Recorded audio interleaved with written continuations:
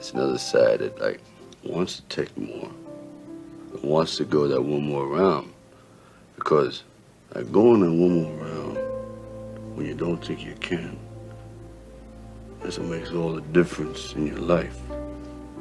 You know what I mean?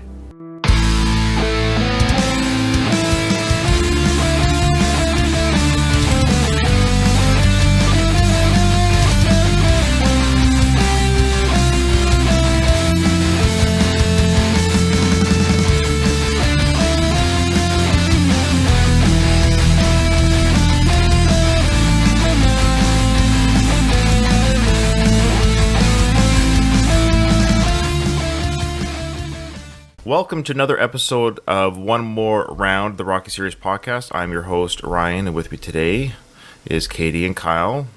How are you two doing today? Fabulous. How are you? Good. Crushing depression. I mean, yeah, I'm doing good. I'm doing great.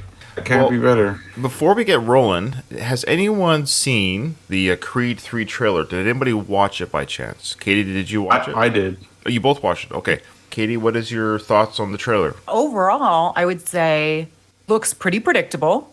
However, I think it'll be good. I think it will be an enjoyable watch because of Jonathan Majors. I think he is the reason to watch this. Like his character, he is just going to steal every scene.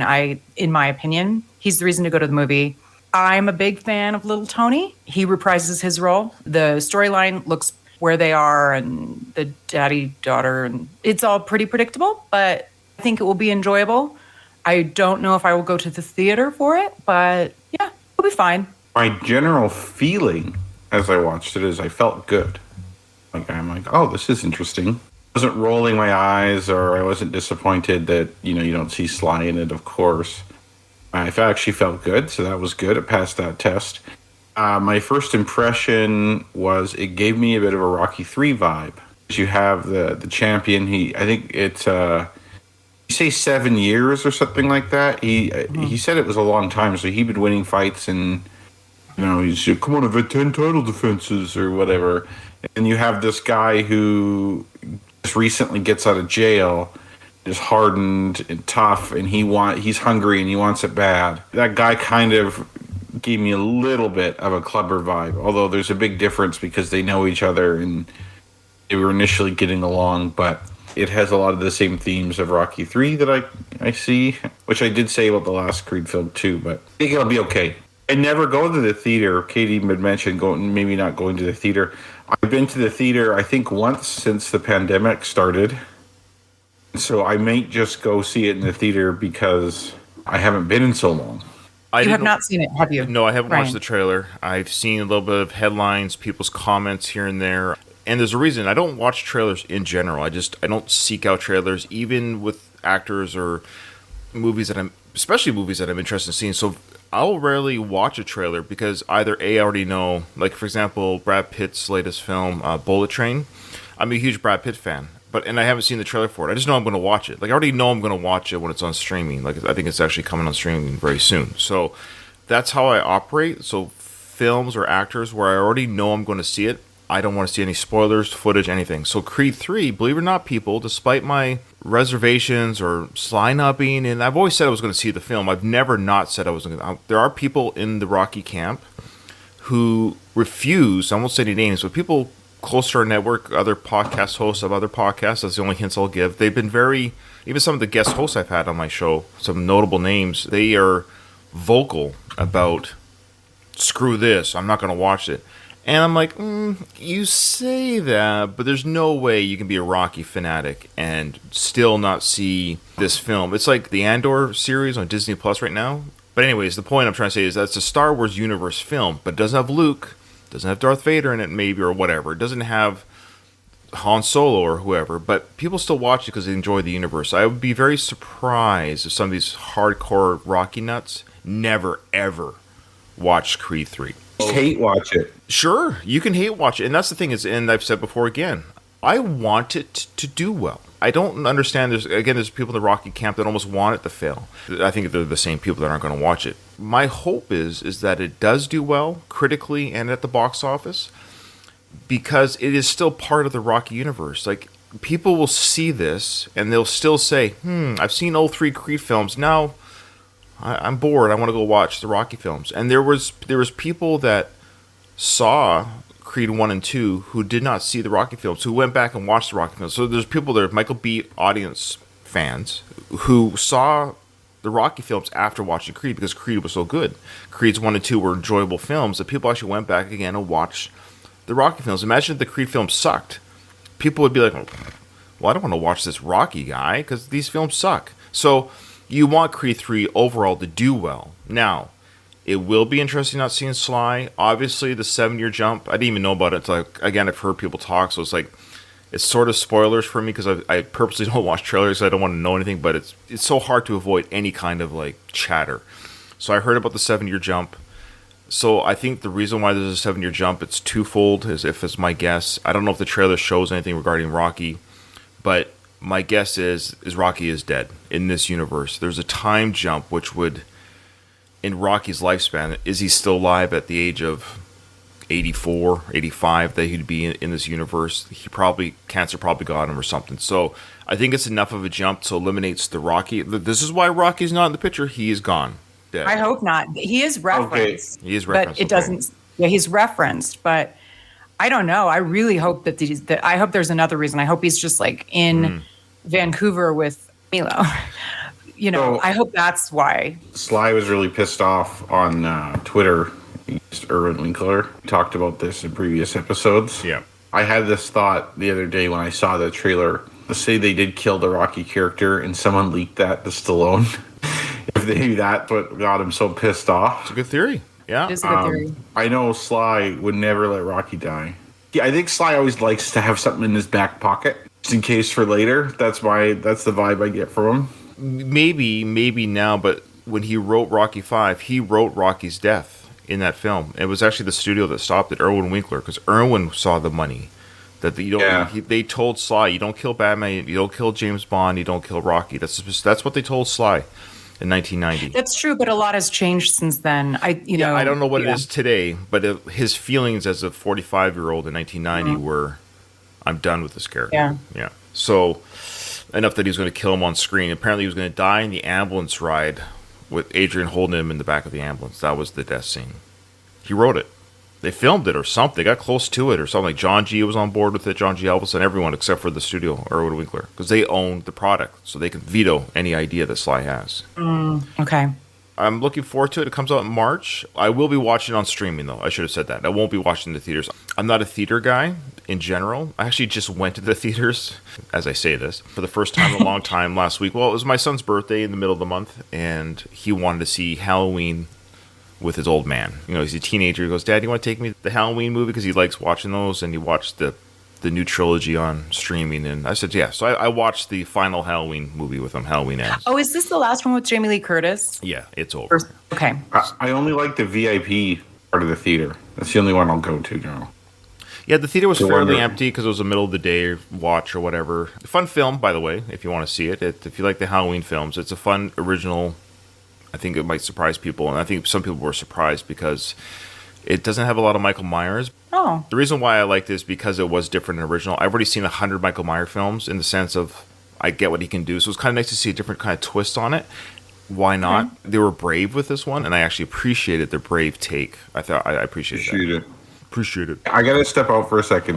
You guys just keep going. But. Okay. While Kyle's stepping out, Katie, do you want us to read the one email we got? We got one email. Certainly. Subject is Rocky versus Zombies. Hi there. Thanks for all the content. Sadly, I've not been able to make the Discords as I keep missing the reminders being in UK, but I'm enjoying it on YouTube or Audible. I'm a filmmaker. I emailed about Lost Angel, which I directed. I also produced and edited parts of a zombie film. Hopefully you won't find this sacrilegious. It's just a bit of fun. As I was watching a bunch of zombie films for research, I decided to have some editing fun with Rocky and attached a 2-minute video. Wishing you all the best and thanks for the great podcast. Kind regards, Simon Drake. Oh my God, did he put together like a Rocky zombie? It's pretty clever. I think he combined, I'll explain it for our audio listeners, but for those who are interested, if you come to in the show notes, there's a link to our Facebook page and there'll be a link to our Twitter account. I'm going to post this video for Simon in those respective. Oh, got it. Yeah. So, and I thought about even showing it for the YouTube viewers, but I was like, because then it'll play out for the. Yeah, it's hard to explain. It won't translate. Okay, so what it is, I'll set up the scene here. What it is for our audio listeners is it's Rocky running in Rocky 2, and he's edited the sound effects of zombies for the kids. So when the kids are chasing Rocky through the street, it's zombie sounds and it's scary music. It looks like and sounds like the kids are zombies chasing after Rocky. And then he intercut scenes from World War Z, I think, with the zombies running through the streets with the aerial cam shot. It shows zombies kind of running fast through the streets. So he edited World War Z with the sounds and effects from that film. And then when Rocky gets to the top of the stairs and he's like cheering and the kids are around him, he inserted the audio edit of zombies eating people and Rocky screaming. "Oh!" So that Oh my God, that's cute. That's a cute idea. yeah, it's funny. It's not sacrilegious at all. I do not worship at the altar of Rocky, where he created memes throughout the years. Yes, it's fun. It's fun to make fun of things that you love. So it's very Halloween-esque as Halloween approaches us very soon here. I will share it again on our Twitter and on our Facebook. And Simon's, yeah, he's a filmmaker. He watches us on That's YouTube awesome. too, which is This all makes me feel like I've gotten so much less ambitious as I'm getting older. And I'm like, God, that seems like a lot of work. You know? Well, it's his job, editing and working on film. So he just did a little thing like that. So good for him. Appreciate you listening, Simon. We appreciate everyone that's in our Discord. We'll give a shout out to everyone in our Discord. We got about, I think, 7 or 8 people, watching us live as we record. Again, join our Discord. It's free. You get to watch us, all the pre-edit stuff, so to speak, the mistakes, Kyle shutting his camera, things like that.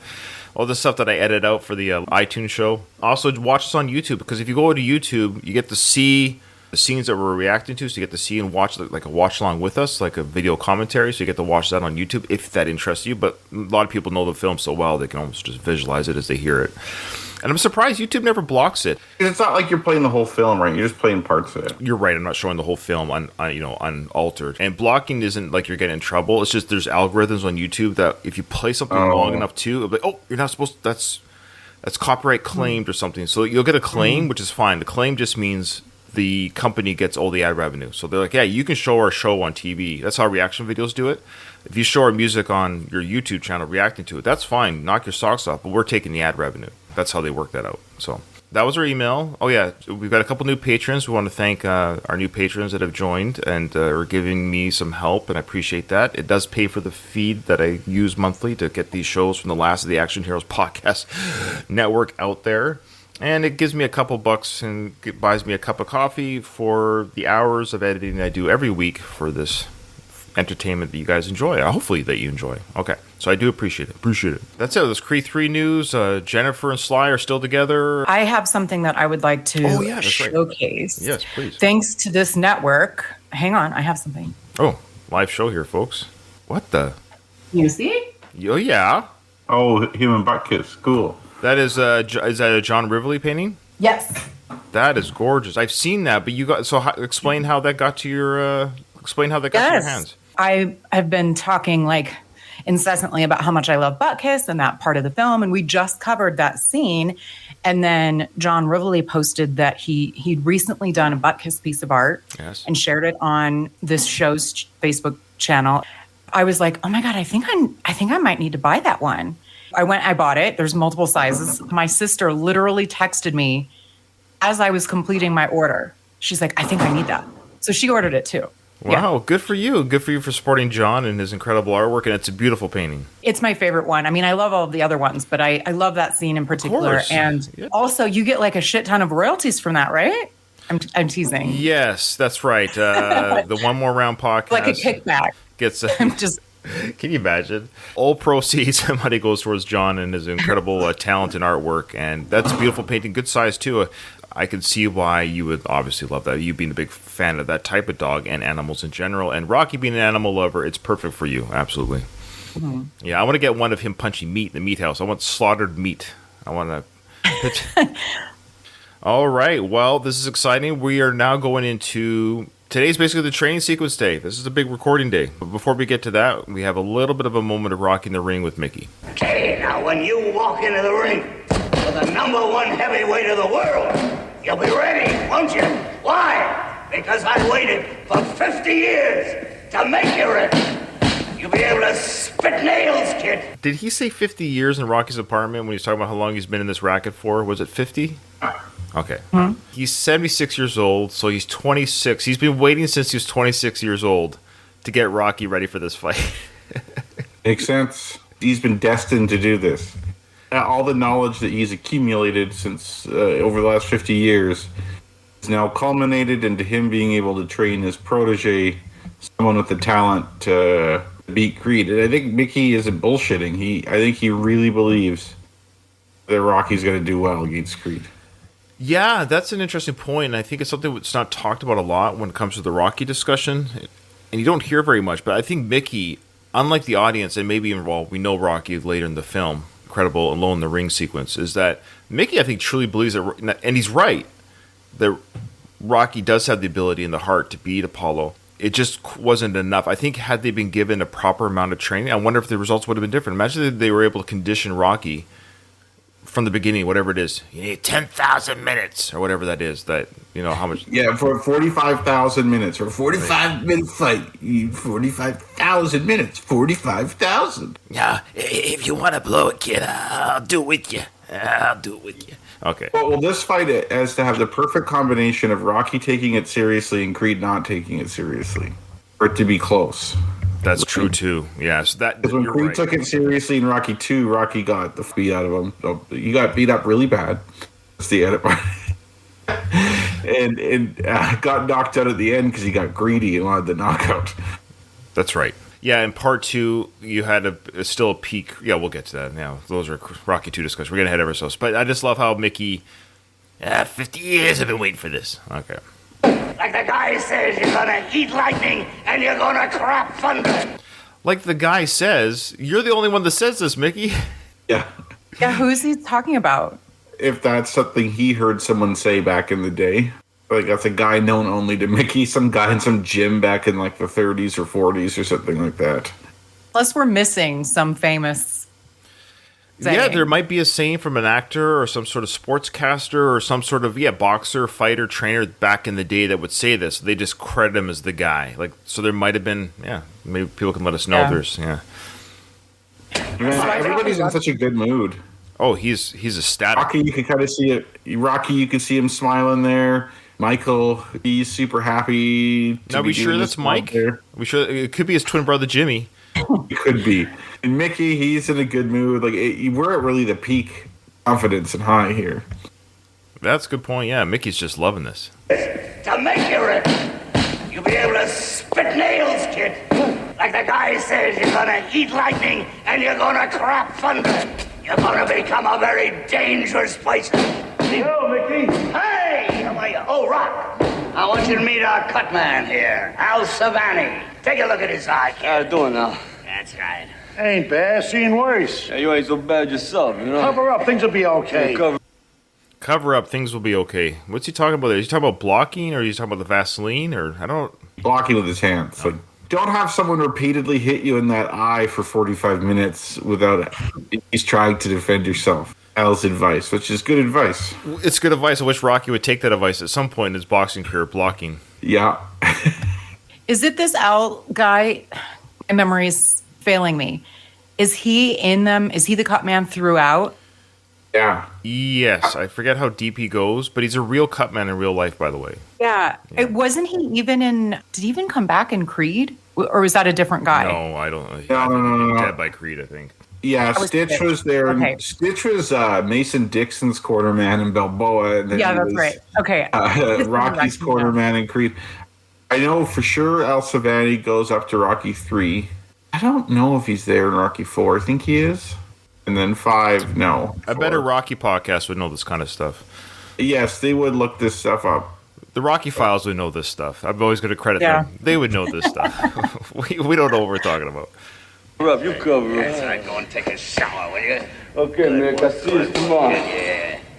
And they're jazzed. You covered Love that. it. They're so ecstatic. They're jazzed. He's got the love of his life. He's got his dog. He's training for the Fight the Champion. He's feeling a little bit more confident. Mickey's all excited. Love this little chit chat here with Mick in the cutter. You covered that Whitmore fight. Whitmore fight. That's why you won. Listen, we We got a winner here. We got a chance. Now he goes to the party like nobody you've ever seen. You just stand by, boy, and we're going to win. You just stand by, we're going to win. So, I mean, to be fair to Mickey, he has seen a lot of fighters. He's seen a lot of different types of... He understands the business. You know, a lot of shit up here. There was a gift to you. You know, so he's got a lot of stuff up there. So he sees a true champion in Rocky. And he's right. It's just not quite yet. Tim said that Al is not in Rocky 4. Rocky 3 was his last appearance. Thank you. Okay, so there you go. A better podcaster did figure it out. And that was Tim from the Round 14 podcast. So thank you, Tim. There you go. So we have real professionals in our chat from other shows. We appreciate it. Okay, so now Rocky is hitting the punching bag. Of course, this is when Paulie comes in. They have their little makeup meeting.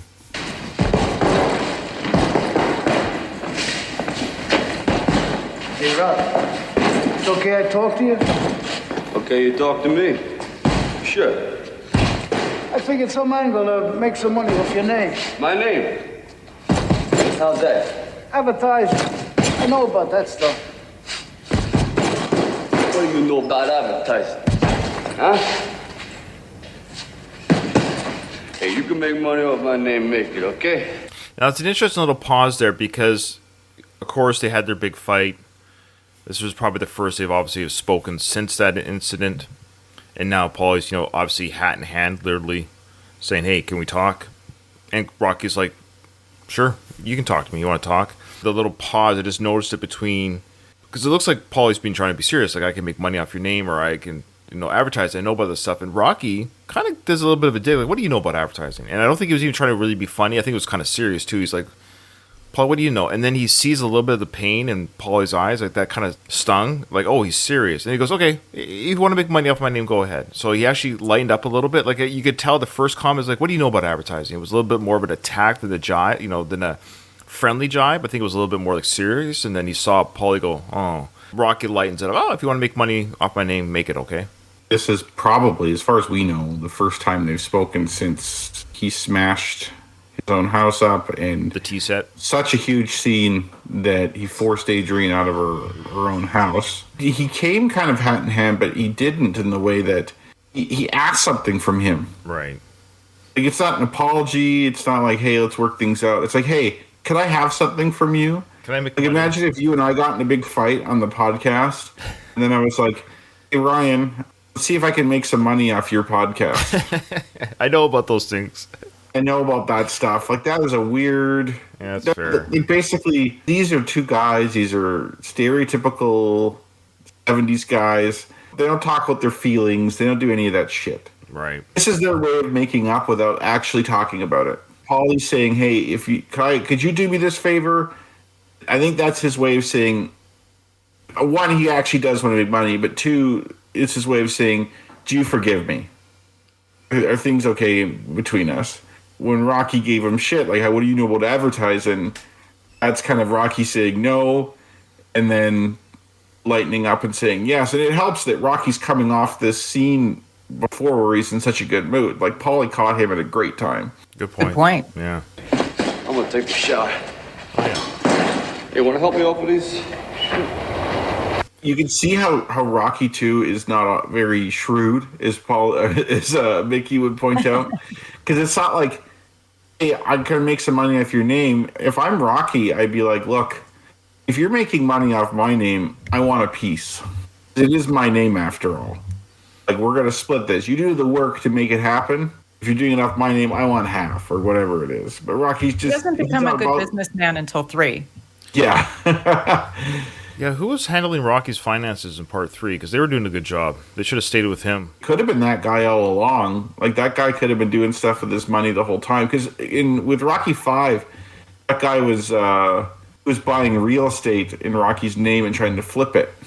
It's so weird. It's so stupid. And we'll talk about that. We'll get to that. All right.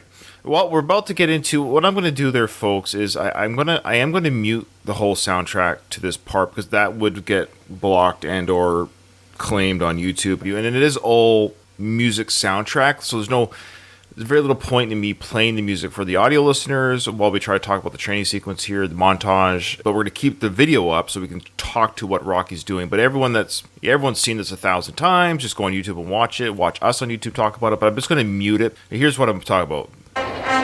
Okay, we all know Gonna Fly is playing, but there's no point in me playing that all the way through because it's old soundtrack stuff. Okay. It's a brilliant shot too. What you have it paused on the opening sequence of this. It's with the sun coming up and the industrial nature of it. It's just brilliant how they did it. Love it.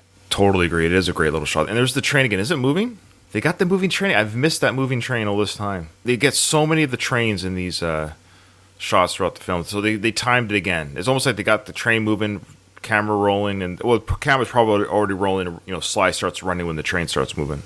And I don't think it wasn't until my first Going the Distance podcast when my brother and I can't remember if it was even Ruben that was doing this episode with me. It might have been Kyle, or do you remember if you were on this one or not, Kyle? I don't recall. No. Okay, but it wasn't until we watched it like the scene by scene that we realized that Rocky was holding bricks in his hand. It wasn't until that viewing. I know it's an obvious for a lot of other people. Yeah, it's a great little lens flare. We don't see that often back in the 70s. This is weird watching it without the music. Holy shit. It's a funny thing on YouTube where you can actually watch the Rocky montage without music. It's kind of funny. We just listening to someone did the sound effects for Rocky throughout the jogging and the running. It's just what it would sound like if you just saw him running through the streets. God, it really showcases how important the music is by not having it. And it's so not effective at all without the music. Yeah, it is kind of funny. So here he's running through, I think this is called Little Italy or Italian Alley or something like that. When I go to Philly next time, I'm coming there. For sure. If it's not part of Kunda's tour, I'm just going to go on my own. I wonder if they still have markets, if it's still like a street marketplace. I would assume something to that effect. Yeah, it's probably not as dirty. There's probably less fire barrels, too. Yeah. Okay, so here's that classic. It cost me an apple there, though. There's an orange and apple. Isn't it? I think it's an orange. An orange. Now, as we all know, of course, but there might be a couple listeners who don't know this, like your friend, for example, Katie, Kim. Mm-hmm. Kim, how are you doing? That fruit toss that Sly gets from that gentleman was unplanned. That was a candid moment, as they say. That was not scripted. The guy just tossed the unknown Stallone at the time a fruit as he's going for his run through the neighborhood. Hey, you want a snack while you're running? I love that kind of stuff. Good claim to fame. It is a claim. It wouldn't have been as good if you didn't plan it. It is amazing. It's amazing. Yeah, can I interview that guy? That guy who threw that fruit, he dead. He's pretty dead. He's for sure dead. Anyways, I love that little cursory wave that Sly gives. Again, not the Rocky character. That's just Sly. Hey, thanks for the fruit. And then he goes back, kind of character jogging with the fruit in his hand. More shots. As Sly said, they just jogged all day. It's like the nice part of Philly now, too. I was thinking the exact same thing, Kyle. It was like, it's interesting how they start off in a really rough, dirty, industrial place, and then it ends on this really scenic byway along the river. It is a nice little part, yeah. That's probably all gross and stuff now, that waterway, I wonder. I believe Nixon, who created the EPA, the Environmental Protection Agency. So it would have just started around this time. There were times in the United States where you can light a river on fire because people were just, and Canada too, I'm sure. I don't mean to pick on the U.S., but where people just dump chemicals and stuff in the water, and there's a chance it could be just as nice, or if not nicer. Okay, that's good. So, of course, Rocky/Sly working that speed bag. That's not acting. That's Sly literally hitting. I've tried hitting speed bags, of course, because I'm a big fan of Rocky. Throughout the years, I've been around a couple speed bags in my journeys of life, and Ryan don't have coordination like that. I'm sure Sly had to practice a lot. You know that movie, The Hurricane, with Denzel Washington? Seen it the one time, but yeah. The very first scene of that movie is him in a boxing match, is Reuben Hurricane Carter. And they were interviewing Denzel on that, and they said, hey, you look pretty good. You were fighting pretty well. Did you box before? And he said, no. He trained for a year to do that scene. And they're like, how come you put so much time and effort into doing that one scene? He's like, well, that's the initial scene of the movie. Like, if that's not convincing, the rest of the movie isn't. It kind of behooves Sly to really practice and get good at some of these things, or else, because like imagine if you had a guy that sucked at the bag, it wasn't quite, like you either wouldn't put it in or it'd be unconvincing. Like he kind of has to put a lot of effort into it. I think he's proud of his skills in that arena, and so you see it quite a bit in the training sequences throughout the movies. But he's always been a boxing fan, and so I would imagine that he's no stranger to boxing as just like workouts and stuff. But yeah, the rhythm is good. Really good. And he's kept it through all the films. And was it Sugar Ray or somebody said that had Sly chosen just to be a boxer in his weight class, you know, if that was just something he dedicated his life to, he could have been a contender. So. Yeah, he probably would have been all right. Because it looks like he can really hit the bag. You know, when they show these scenes, like that's him hitting a heavy bag. That's not a fake bag. The guy can really swat. It's true because because he is a little clumsy. Like he has rhythm with his hands, but like his footwork's not great. Not till part 3 when he starts listening to jungle music, he'll be able to. Oh, that dance sequence! I can't wait. It's my favorite playlist on iTunes. Is the jungle music. Jungle junk music. Music. I'm moving on. Sorry. Please. To the sequence where he's doing the one-arm push-ups. You guys, like, I would fall on my face. I wouldn't even attempt it. No. I can do real push-ups, like not girl ones, but Everything in this film I've attempted just because of my fandom of Rocky, and I think I pulled off one really, really bad one-arm push-up. It was really bad. wow, Yeah, that's well, I think the one-arm push-up is as much coordination as it is strength. balance. Yep. Look at his left leg that's way out there, and he's on the tip of his right foot, and then his left foot is against the mat there. And then switching between the two, that's pretty tough. Like, that's a core workout as much as it is an arm workout. The placement of the feet is very important. Yep. He does yoga too, I betcha. Look at the leg muscle there. It's a good shot there of his leg muscle. Ugh. Are you okay there, Katie? You ready to move on? I mean, it will be. Yeah, let's. Okay. Yep. He does the claps now. He does the one hand clap, clap, clap. This scene here where he's getting hit with the medicine ball, Right. I was reading in a book. He asked whatever the guy's name is, we'll say Michael, to hit him as hard as he could with that medicine ball, and he said that almost killed him. Oh, You wow. see him taking that. He said he felt like his insides were just destroyed. He likes to exaggerate, but Yeah, I know. believe it hurt. He's like, for part 1, my insides were all turned to mashed potato, but for part 4, I almost died thanks to Drago. I love it. And for part 3, he said that the whatever that real boxer punched him in the left arm and it's paralyzed him. And both Joe Frazier and Ernie Shavers beat him up when they were auditioning to be Clubber Lang. I love Sly, but Sly is a good storyteller for a reason. Yeah. Both on and off screen, if you know what I'm saying. You know, he knows how to spin There's a a tale. great picture of Sly with a cut over his eye with Joe Frazier. Joe Frazier cut him really bad in that audition. And you can see Joe just being like, ooh, like he's really He's like, I didn't embarrassed of get that the picture. You know, Sly is a fantastic guest on like talk shows, late shows, or whatever.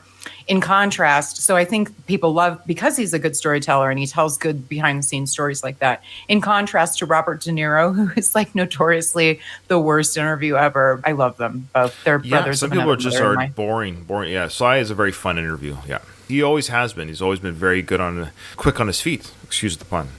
He's a bit extroverted, I think, too.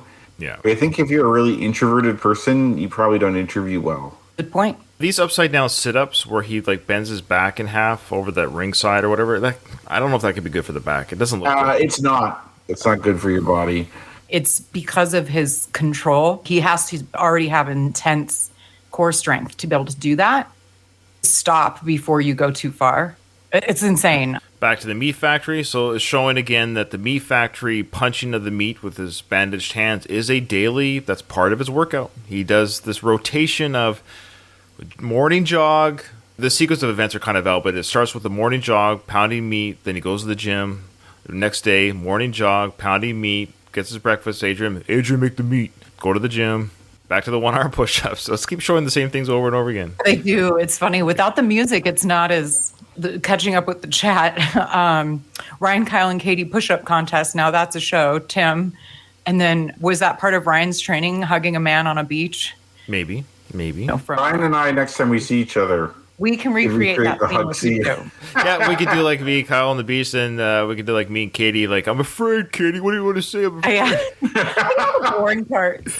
I wish I was as good as Apollo that I could like run. I guarantee you run faster than me. You can probably do more push-ups as well. I'm not a very good push-up guy. I'm really not, but I actually have horrible push-up strength. But I can run. I have decent push-up strength, but I can't run. So Same. I got gaps, you got gaps. Together we fill gaps.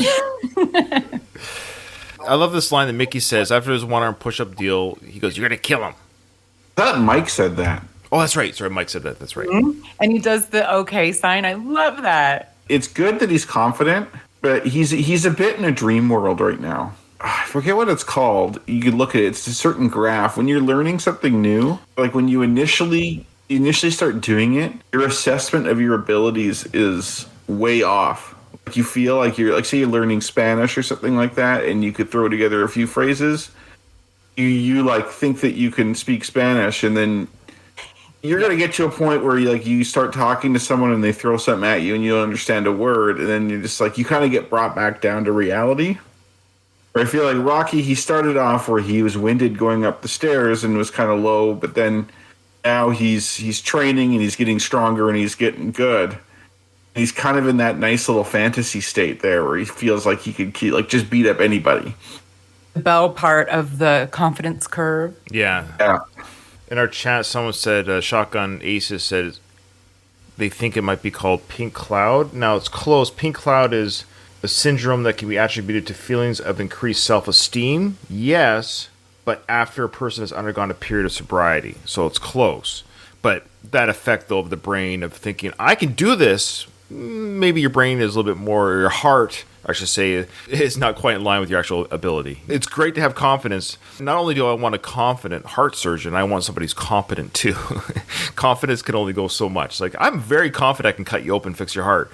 But do you know how? That's kind of the other question. That AOK thing that he does with the three fingers and that's actually a sign for 666, sign of the beast, just so you know.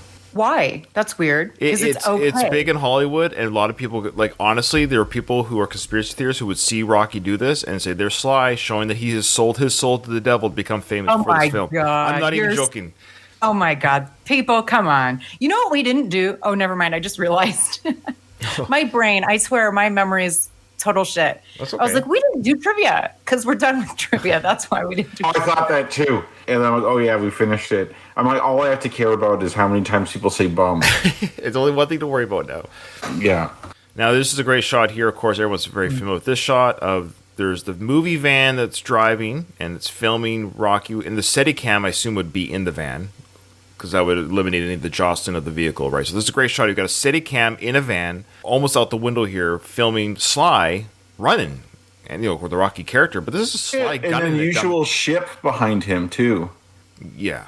It's like he beats it. It wasn't that part of the effect. He tries to race the ship. Also, he's still in these shoes. How his feet have to just kill.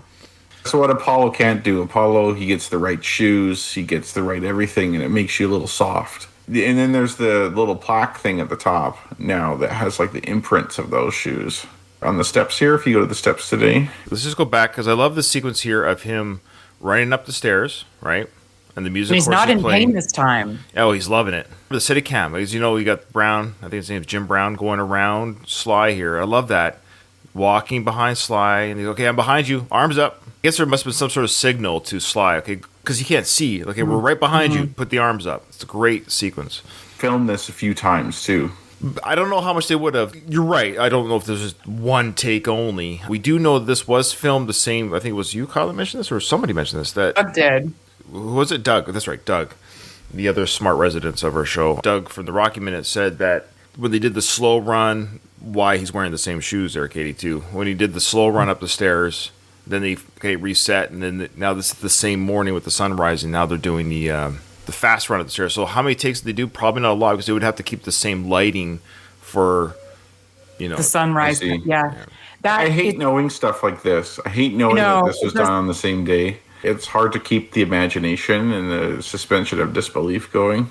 Yeah. I want to think that he's trained and now he ran up that because he's stronger. Mm-hmm. Good acting on Sly's part. He pretended to be in pain and hurt when he ran up those stairs. Okay, reset, and he ran up the stairs right after. I think it's kind of funny, actually. But yeah, it's called acting. I love this area of Philadelphia. If you ever go to run up the steps, I visited Philly. I walked from the steps here to downtown. Oh, wow. It's a cool walk. They have the flags from every country in the world. You'll see it in Rocky 2 when he runs there from Independence Hall. But look forward to going there one day. We will go there. We will have a meeting at the top of the stairs. And we have to go to Adrian's. Is that the real name of the restaurant? Victor's Cafe, I think is what the name is. Yeah, that's right. Victor's Cafe. The shots here, I just can't give them enough credit. The gorgeousness of the skyline with the sun coming up, and just knowing that it was such a guerrilla style filming, and then now the opposite shot from the bottom up to the museum. I mean, it's just like such 1976. I just very much appreciate the older time mechanisms for filming than everything now. It's easy to forget the time. This is just some random place. And the reason this place has significance to a lot of people is because of this film. No one would know about these steps unless you're from Philly otherwise. Like Katie was saying, like they have like the random guerrilla type of filmmaking where the guy had the invention of the Steadicam. They found these random stairs somewhere and they made something cool out of it. It became iconic, and people running up down those steps for decades afterwards. That's a huge, huge accomplishment. Somebody from Philly that's old enough to know, let us know. But it's maybe, I'm guessing there are certain places in a city that are known to be really good spots to watch the sun come up and see the city skyline or whatnot. So maybe the museum is known for that. And that's why they did it there. But either way, I would venture to guess that outside of Philly, people would not know this museum without the movie. I would never know. But why would I ever know about the Philly steps if it wasn't for Rocky? There'd be no reason. I think you guys know the trivia that's coming up. If you don't, let me know how they filmed this part. I don't know what you're referring to. Okay, so watch Rocky dancing on top of the steps here. It's actually in reverse. The filming's in reverse. Oh. This right here is actually them zooming back. So they filmed it zooming back. So every movement you see Rocky do here is actually in reverse. They started close to him and then zoomed back, but we're zooming in. So all these movements are in reverse. Watch. You can just kind of tell how his legs look funky when he's doing the little dance on the steps. Yes, it is. That's why. I didn't know that, Ryan. That is a super interesting fun fact. Thank you. That's why I'm here, you know. Hey, I like to just pause on here. You see his face like that? Which part? Sorry. So like when they do the close-up on his face. Which part? Right here? Okay, just right here. Could you imagine this? This is such a weird, but also cool thing. It's like he does not look like the hero of a movie, right? Like with his face like this. They do the close-up. You have this guy in sweats with a hat, and like he looks like some schmuck. He does, yeah. It's a terrible outfit. It does nothing for his gorgeous figure. That look on his face looks so bad. It's cool just because he's Rocky and it's iconic and classic. Right. But if like this was being pitched to me before I knew the movie was famous, I'd be like, why are we liking this guy? You kind of have to know him before and become connected to the character. But this is what I love about the film. You don't have like a Brad Pitt kind of guy doing this. Right. I'm not saying Sly's ugly, but he looks a little ugly in this particular shot. It's not conventional.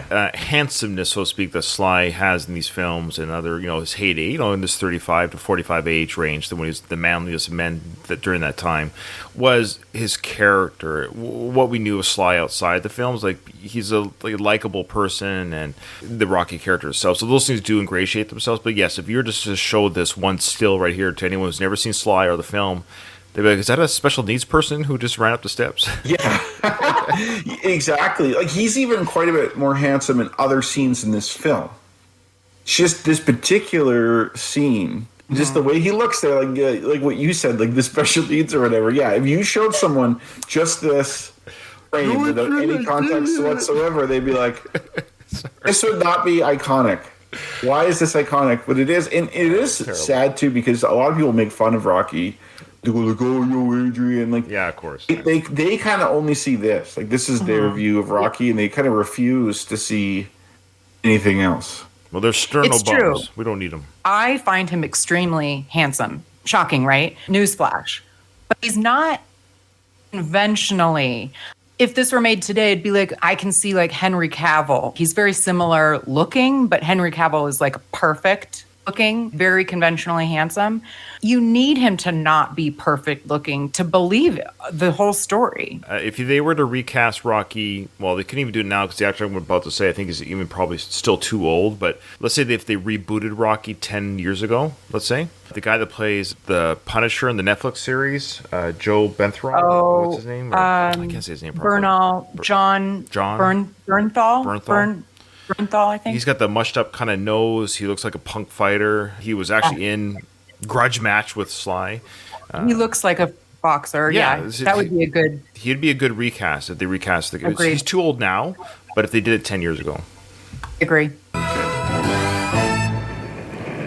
We know that Adrian and Rocky have moved in together, and they've kind of personified and beautified the home a little bit. We have here Rocky Marciano wearing the Santa beard and mustache. Love that. Why is that? That's super random. They're having fun. Rocky and Adrian are having fun, and I don't mean what you people might think I mean by that, but Oh. I think they're generally just loving life together, right? Yeah. Like they found what's missing. They're in a shithole apartment, but it doesn't matter. When I first got married, my apartment was a real piece of shit, Yeah, mine but too. it was ours, right? Yep. I have great memories there, and this seems the same way to me. You got the newspaper footage here. It says Italian Stallion gets shot at title. You got a shot at the title. It's the greatest title in the whole world. Yeah, here's the thing. Okay, so anyway, there's a little bit of Christmas garland there too. Of course, the train passing. Yeah. Okay, Tempo magazine. Obviously, this is supposed to be Time magazine. Yeah, I was just going to say, I didn't even realize it said tempo on the back. That is a huge deal. Like, there's a guy, I don't know if you've heard of him. His name is Donald Trump. And Never heard of him. he had a fake Time magazine with his picture on it hung up at his Mar-a-Lago. That's awesome. Yeah. I love it. So that's how coveted Time magazine picture is. I love it. It makes me laugh so much. It makes me laugh. Rocky is looking at the very things that we were looking at. So he's looking at the news articles, the Time magazine. He's seeing like, oh boy, he's starting to see all these articles, and everyone's all happy for him. We got a winner here. We got a winner here. And now Rocky's like, oh boy. Yeah, he's coming off that high that he had earlier, not too long ago. Now it's like the reality's kind of setting in. Like you're on the cover of Time, you're in the newspaper, you're going to be fighting the best fighter on the planet. And not too long ago, you were losing club fights or barely winning them. Gosh, I mean, well, somebody that is a fighter needs to tell us. I mean, just knowing how I am, Nervous, like the yeah. night before I have to give a big presentation or, you know, whatever it is in your world that Sure. would make you nervous. Can you imagine this scene right now? Like tomorrow, you have to get up and fight the world champion. That's the worst nerves. part. It's worse than the fight. If I'm going on a business trip and I got to present towards like a board of directors or something like that, the trip there is way worse than the actual presentation that you're giving. Like once I'm there and doing it, I'm fine. But the lead up to it is rough, like the 24 hours before or whatever. And I imagine Rocky's he's experiencing the same thing. He's coming back to earth now, maybe a little lower than he should be. Because I don't think Mickey has the same anxiety for him that he has for himself, but his anxiety is somewhat justified. You're going to fight a class of fighter you've never faced before. No one even remotely close. The last guy he fought was Spider Rico. I wonder how Now- many rounds Spider would last with Apollo. He'll just headbutt him. That's true. Imagine Spider fighting Rocky in this condition, right? Oh, it'd be a joke. Yeah. Yeah. Kyle mentioned about Mickey is probably not having the same anxiety, but if there's sort of like a father-son scenario, I mean, I would be like, well, of course he's not that nervous, but you guys are fathers. Would you be? I mean, how would you be if this was your kid? I'd be less nervous. It's not me in the ring. It's just the way it goes. Yeah. Okay. It's not you entering the ring. You'd be supportive. You got this, kid. You got this. Because you don't want to say, boy, you must be nervous. You know, you don't want to talk about it. You just don't even bring it up. My wife has to do presentations and stuff like that too that she gets nervous for. Understandably so. I'm not nervous for her. I'm confident in her. It's way easier to be confident in someone else than yourself, at least for me. Yeah. True. Some people that have like a bizarre amount of self-confidence. A lot of them are actually athletes. You'll notice that with a lot of athletes, they really just believe in themselves so much. I think that's what makes them so good at what they do. Rocky does not fall into that camp, but he makes it work anyway. So I like the subtle prop thing here of the picture of Adrian and Rocky. I love that picture. You can find the picture It's the online. best. Yeah. He's got that sweater. I love that sweater. It's his favorite nice sweater he wore for the press conference for the picture with Adrian. It's a special sweater. They have Christmas cards up there, it looks like, that they must have got from people. I don't know who. So they're not sleeping together. Is it because there's not enough room on the bed? Which it is a very small bed. It's probably what it is. It's not a very. It's It's not, probably a twin. it looks like a single. Twin is a single person bed. Okay. So I don't know why it's called a twin. That's weird. Oh, twin does equal single. Well- Okay. I think twin is because you're supposed to have two of them. Oh, I see. You can twin them up. Okay. Oh, look at the nice plate on the wall. Yep. I don't know how nice it is, but yeah. Well, it's a lot nicer than a knife or whatever that he would have had Wreath on before. the door. Wreath on the door. Yeah, there's a Christmas wreath on the door. They've really Christmased it up. They got the Christmas spirit going. Absolutely. Yeah, I'm sure when Adrian first showed up there, she knew what it looked like, but then now that she has to live there, she's probably, okay, I got to do some stuff. Women, they got to nest, they got to mark their territory, so to speak. And that's exactly what Adrian Is that where did. yeah, okay. If you moved into a guy's house, Katie, would you make some changes aesthetically to the place? I've only lived with one boyfriend, and he moved into my house. So I'm like, Okay. Did he make any changes? not really. I mean, a little, Exactly. like, got some stuff. But Guys yeah. don't usually care. I don't. Just give me my computer desk or the couch in front of the TV. I don't. Okay. Well, we'll say this. Say you and what's-his-face decide to get your own place together that you bought or whatever, and you moved in there. Say he moves in there a day before you or 2 days before and starts setting his stuff up. I have a feeling you might make some changes. Typically, women care more about decor and stuff. Yeah. Yeah. So here's a great shot here. I love this shot, talking about shots of behind the shoulder of Rocky as he climbs into the ring, looking at Apollo, the banner, big banner of Apollo. It's just a great shot of an empty Spectrum. And this sequence in the soundtrack is actually called Alone in the Ring. That's actually what Bill Conti titled this. It makes sense. It is kind of interesting that Rocky had access to the Spectrum.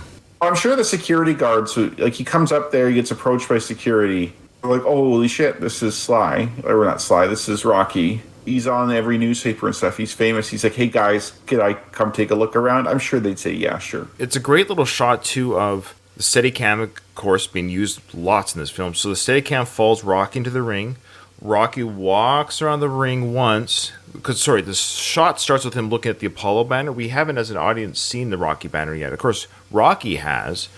He climbs into the ring, does his move around the ring, and now we're seeing with Rocky him looking at this huge bigger than life-size painting of him. I think it's great. They got the Apollo one. They nailed the Apollo one, but they really did not. I don't know who they painted here for this painting.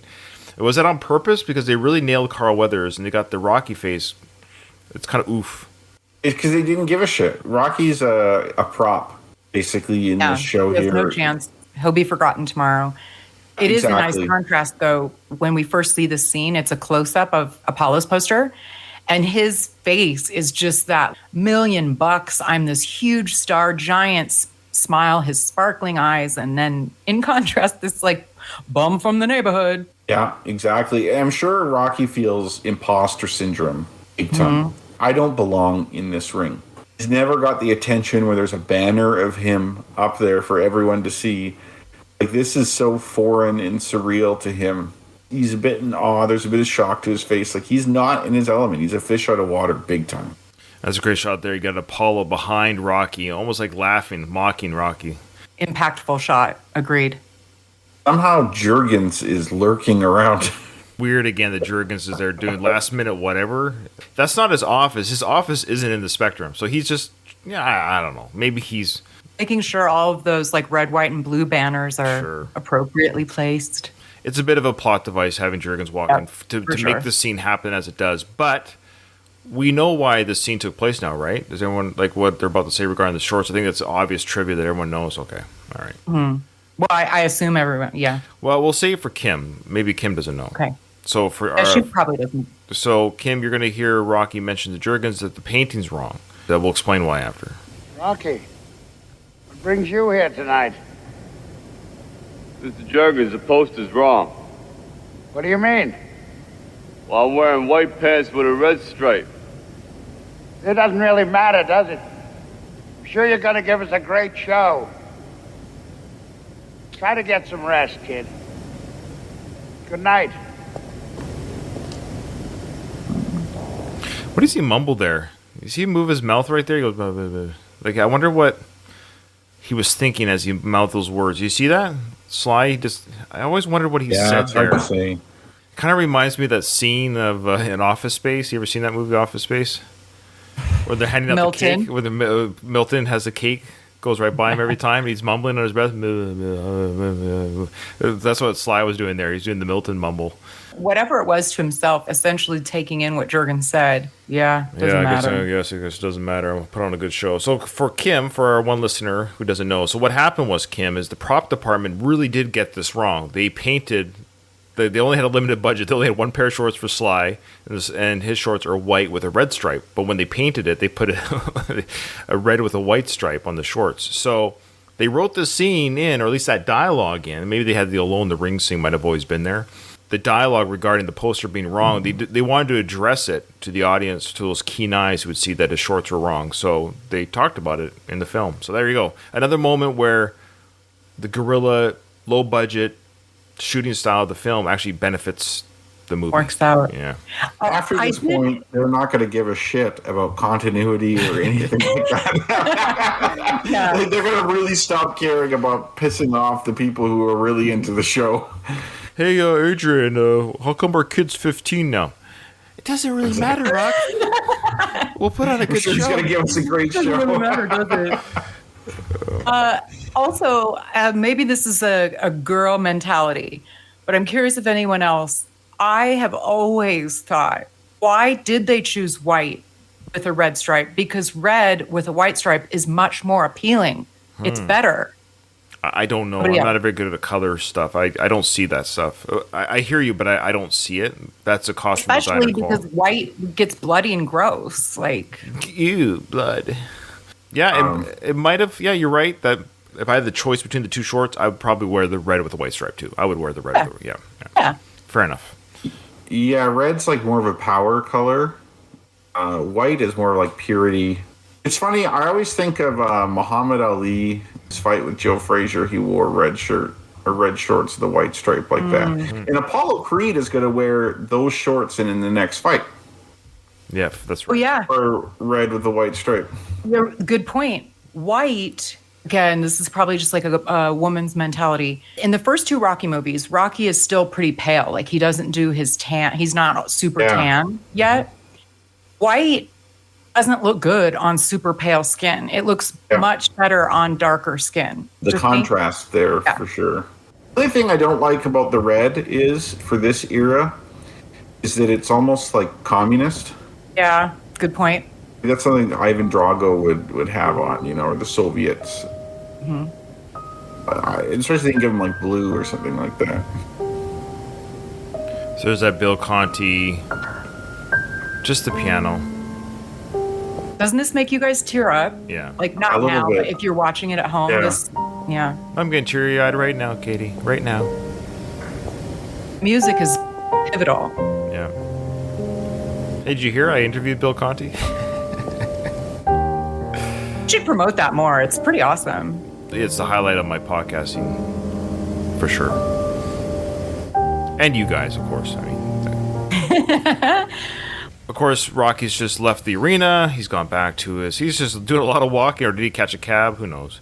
Anyway, so he's about to have this. Well, we learned that he's happy that the fight in part 2 is near his house. So that, yeah, we do know that Spectrum is near his house. He sits on the bed now with Adrian. Of course, she's awake because he's come in. He goes, I can't do it. And that's what he says here. Can't do it. What? I can't beat him. Apollo? So Dave says, I can't believe they wanted to cut this from the movie. I didn't know about that. I did know that this was one take. This is a one-take scene. This is the most important scene in the movie. What he's about to say is going to be the entire premise of it, because without his thoughts on this, the whole thing is less meaningful. This is a pivotal moment because it sets the whole, what's in Rocky's mind before he enters the ring and what he accomplishes in the ring is so much more. It's called going the distance for a reason, right? Like, there's a reason why. I'm so glad they got this shot. This is one shot, one take. So Sly and Talia Shire, this is it. Go. Film rolling. I think it's pretty crazy. I've been out there walking around, thinking. I mean, who am I kidding? I ain't even in the guys' league. What are we gonna do? That's a great moment there. And this is something I need to do better of, especially when my wife is talking to me about problems, or often as men or whatever, or even just as a spouse or a partner, we try to fix the problems that are presented to us. And she does a great job here where she just says, what are we going to do? He's brought up his problem, and she doesn't try to solve it. She doesn't say she's or listening. reassurance. She's listening. No. and she's supporting his struggle. And I love how she says, "What are we going to do?" That would make me feel like I'm not alone. Adrian sees us as a team, and I'm on a team with someone, and it's something we're going to work towards together, which makes all the difference. Relationship advice from Rocky. Yeah. Movie, Rocky. Yeah, oh yeah. I don't know. You work so hard. Yeah, it don't matter. Because I was nobody before. Don't say that. Oh, come on, Adrian, it's true. I was nobody. That don't matter either, you know? Because I was thinking, it really don't matter if I lose this fight. It really don't matter if this guy opens my head either.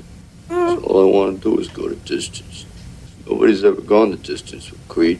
And if I can go that distance, you see, and that bell rings and I'm still standing, I'm going to know for the first time in my life, see, that I weren't just another bum from the neighborhood. Obviously, we all know that scene so well. It's hard to interrupt. I didn't want to stop it. Great acting by Sly, by Adrian. The camera zooming in as he's talking slowly. And it's very quiet. You know, you have to really listen, you know. And it shows his whole mindset. I was nobody before. Doesn't matter if he splits my head open. But maybe, just maybe, I can stand toe-to-toe with this guy for the full 15. Maybe I can do something no other person has done. Maybe I won't beat him. It's not about beating him. He can go his personal best, his personal distance, and then he'll know that he's just another bum. Yeah, one count for the bum from the neighborhood. So, Katie, are we getting close to your 230 bums, or how are we doing here? I think it's like 215 or something, but yeah, we're creeping up there. Okay. It's life in general, you know, and also how Sly views life. This is very along the lines of his speech in Rocky Balboa, where he says, it's not how hard you hit, it's how hard you can get hit and keep moving forward. A lot of people in life may not have been everything they wanted to be. I think there's something to be said about endurance, about perseverance, about just, I made it. I got through this. I was able to take everything that's been thrown at me, and I'm still here. I'm still standing. That is almost just as important as saying, oh, I've accomplished this or I've accomplished that. You may not be where you want to be in your career, or you may not be where you want to be romantically, but you didn't give up. You didn't just stop, and you're still there, and you're still throwing punches and taking punches. And I think there's something to be said about that. It's like a personal best. Like he's not trying to, he wants to prove it to himself, not necessarily the world. Yeah, exactly. Yeah, but he's like accomplished a goal. His goal isn't necessarily to win at this point. However, I did wonder, up until this time that he's been training and they're like, you're going to kill him. You know, we really got a shot, you know, this build up. I'm wondering if he even like really thought about the ultimate, like this point in time, like, oh, I actually have to do this. Do I think I can win? Or is he just now realizing? I think this is playing to the audience a little bit. I think he's actually this is Sly. I think it's a combination of the character. Yes. So it's a great question. Did Rocky ever really think? Why is he thinking now he can't win? So that's your great observation. So what was Rocky's mindset at the beginning? Did he really think I had a chance? Because he even said to Jurgens at the office, you know, no, I'm not. I'm a ham and egger. That guy's the best. Like he's going to. So he did. So yes, he did. But then you're right. What changed? I don't think a lot changed. But I think this is just a reminder, maybe to the audience, saying, just so you know, don't expect Rocky to win the fight. There's more to this message than Rocky winning the title. This is about him going his distance. And so it's a bit of an exposition for the audience, maybe to be kind of mindfully prepared of the outcome. I think it did just dawn on him. Be honest. Okay. I think while he was training and he was fighting, Mickey was talking him up. I think he really did believe he had a shot. At the beginning, he's like, fight set. No, I don't need a manager. The fight's set. I'm going to get my head kicked in. You get to the point where it's like, you're going to eat lightning and crap thunder, and you're going to do this and you're going to do that. And he's pumped and he's jazzed and he's happy. And then it's like, now he saw that arena when shit got real, because it's probably almost surreal to him that he's actually fighting Creed. It's almost unbelievable. Right. Yeah, exactly. You know logically that it's happening. You know that it's real. You're not in a dream or something. It's not really real until you get close to it. And it's the night before. The arena's there. Your picture's up there. This is really happening. It's really going down. And now I'm going to have to actually swap punches with this guy in less than 24 hours. The other part of my brain's got to kick in and be like, are you really going to beat him? Is this really going to happen? I used to have a thing where I wrote like an exam I trained all year on. and the pass rate was less than 50%, and everyone else was studying just as hard as me, if not harder. And while I was studying, I'd be like, I'm gonna kick ass on this. And when I got closer that time, reality set in, and I realized, look, I'm writing with really smart people all over the world who's going to be writing this exam too. It's something. So maybe I'm projecting myself on Sly or on Rocky here, but I agree. I do think like you don't really think of the reality of the situation until it's like right in front of you, probably. Additionally, I mean, I do this too, where it's like you try and like almost reset your own expectations. He's like, okay, realistically, I'm not going to win, but I will be happy with my performance if this. yeah, and that's what I like about this film. That's my favorite part about it. Because if he beat Apollo, this would be a cheesy boxing movie. Yep. With some decent characters and some a very interesting romance between Rocky and Adrian. I'd still like that. If he beat Apollo and Adrian came out and it's like, I love you, and I'd be like, this is so stupid. It's so unrealistic. It'd be like a romantic comedy. Which Yeah. I hate. That's why I hate that. Exactly. Like, this is what makes this film cool, is that he loses the fight. Fight Night is the next episode. I have a suggestion. Sure. I don't know if you guys have seen the fight that this fight was based on. The Chuck Would you be Wepner will- Ali fight. Would you be willing to do some homework and watch that before this? It might give some interesting context. For sure. Was Sly really in the crowd? I think he was watching it on, I don't know, maybe. I don't know. I've heard he was in the I crowd. haven't heard that. I thought I heard he was in the crowd. I mean, it costs a lot of money. Well, maybe not back then, but it's very expensive to go to sporting Yeah, events. well, And he was poor. I don't know. I can never keep up with that guy. I love him, but I okay. Yeah, that's not a bad idea. So remind us. That's not, actually, I don't know if I know I've seen clips or I'll send you the link. Yeah, send us the link. That's actually not a bad idea to see the fight that kind of the catapult for Sly's creation for this. Yeah. Yeah, we can look back at the footage, see if we can see Sly somewhere in the fight footage. That's funny. I shared this link with Ryan the other day, or I think it was probably months ago, where it was like the Muhammad Ali Leon Spinks fight. Sly was famous at this point already, and so they interviewed him. He was watching it in the audience, and Sly's like, "Oh, it's a very strategic fight, very strategic." He's like, "They're not wasting no energy, that's for sure." And I'm like, I love it. God, it's so funny how much like his real personality goes into this movie. Sure. That's Yeah. funny. Certain words he's a big fan of, too. You Yeah. can tell. Yeah. All right, well, that's the end of this episode. So, again, support us via Discord or Facebook or Twitter, or Patreon, and we're on YouTube. We're all those places. Thanks to those who watched this whole episode on Discord. Again, if you join us in Discord, you don't have to wait for the edit. You don't have to wait for the release, I guess, and you've already watched everything. So, some people listen to both. I think some people do listen to both because they like to hear what I edit out, I guess. I don't know. All right, well, that's it. The episode's over. I didn't hear no bell.